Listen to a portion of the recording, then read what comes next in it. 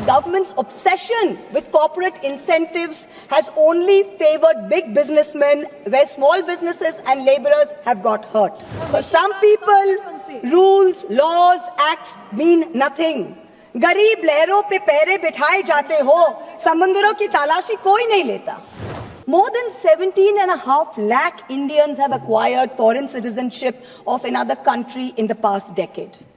An estimated $21,300 millionaires left India in the past 3 years alone. तुमसे दूर जाने की ख्वाहिश नहीं, पर तुम्हारी शक की नजर से बहुत डर लगता है. This is what people are telling this government. The government's obsession with corporate incentives has only favored big businessmen, where small businesses and laborers have got hurt. You slashed corporate income tax in 2019 from 30% to 22%. Has private investment picked up? No. So who have these tax cuts benefited? Let me look at just one example. Let's not forget that all tax rules are written for Vishwakarma's India, not for Kuber's India, not for favorite businessmen. When it comes to crony capitalists, there are special rules. Please listen.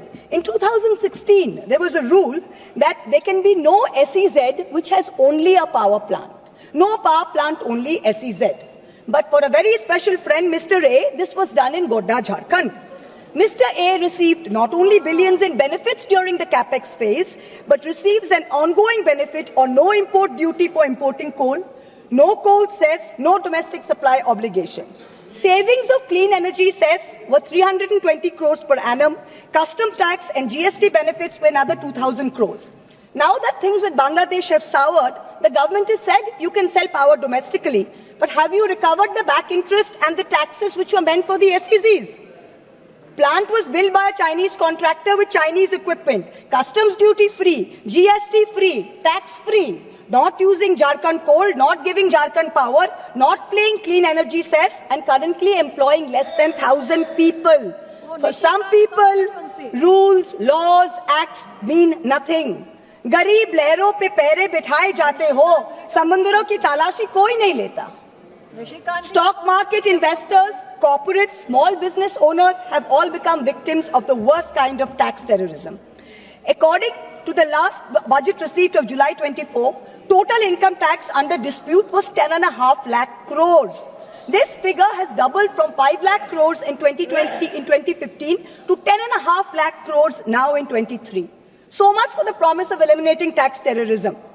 When you're looking at the CBDT's Action Plan 24-25, it gives us data on pending appeals. It's telling us every year there are more pending appeals than appeals which are being disposed of. So what kind of dispute resolution are we managing?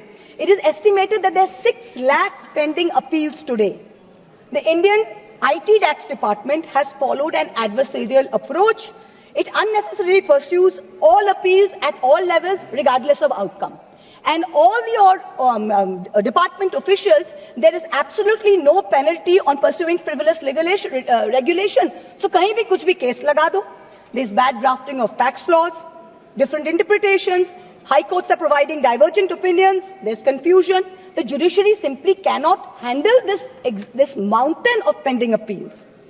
More than 17.5 lakh Indians have acquired foreign citizenship of another country in the past decade. An estimated $21,300 millionaires left India in the past 3 years alone. तुमसे दूर जाने की ख्वाहिश नहीं, पर तुम्हारी शक की डर से बहुत डर लगता है. तुमसे दूर जाने की ख्वाहिश नहीं, पर तुम्हारी शक की नजर से बहुत डर लगता है. This is what people are telling this government. GST is a nightmare. You are having to wade through 100 different tax rates, including cesses. Multiple rates, ensuing confusion has facilitated an alarming GST evasion of 2 lakh crores, almost double the 1 lakh crore evasion that was there in fiscal year 2023. 18,000 fraudulent entries have been uncovered. Many more are likely. Senator Barry Goldwater, the Republican senator in the United States, famously said that the Income Tax Act has created more criminals than any other act of government. This is really proving true in India's case. Honorable Chairperson, the government's draconian taxation policies have turned our stock market into a breeding ground for tax uncertainty.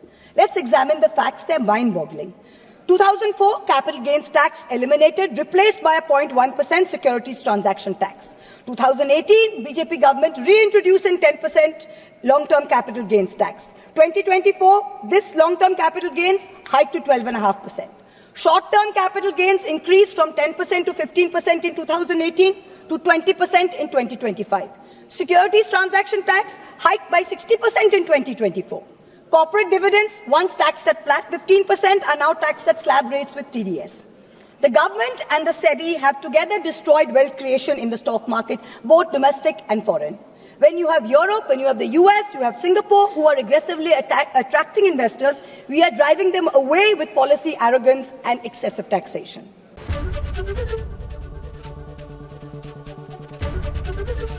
ABP Ganga, खबर आपकी, जुबान आपकी।